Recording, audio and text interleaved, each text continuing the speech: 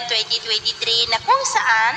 sa ngayon po ay patuloy pa rin natin na binabantayan ang LPA na nasa labas po ng ating area of responsibility na posible po yan napapasok dito sa ating PAR na magpapaulan sa ilang bahagi po ng ating bansa lalo na po sa susunod na mga araw. Samantala, ang amihan naman ay patuloy pa rin na umiiral dito naman po sa Northern Luzon. At sa ating pong long range forecast ay wala naman pong bagyo na nakikita na tatawid dito sa ating bansa hanggang sa matapos ang buwan na ito. Pero mayroon pong banta ng mga bagyo sa unang linggo ng susunod na buwan at ang development po na ito ang ating babantayan kung matutuloy pong mga yan o hindi. At sa lagay ng ating panahon, ngayong tanghali ay generally fair weather po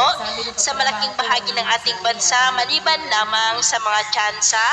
ng maulap na kalangitan na may mga bulong-bulong pagulan sa ilang bahagi ng La Union, Cordillera, Cagayan Valley, Zambales, Quezon, Camarines Norte, Palawan, Negros, Cebu, Bohol, Sulu Archipelago, Zamboanga Peninsula, Northern Mindanao, Sorsogon at Davao Region. At sa susunod po ng mga oras, mas maraming lugar na sa ating bansa ang makakaranas ng maulap na kalangitan na may mga pulupulong pagulan. Kaya kung lalabas po tayo sa ating mga tahanan, ay ugaliin po natin lagi ang magdala ng kahit anong panangga natin sa init ng araw at proteksyon na rin po sa mga biglaang buhos ng ulan. At sa atin naman pong mga baybayin, wala naman po tayong nakataas na namang gale warning signals, pero iba yung mag-iingat lamang po kung papalaot tayo para mas makaiwas sa mga sakunang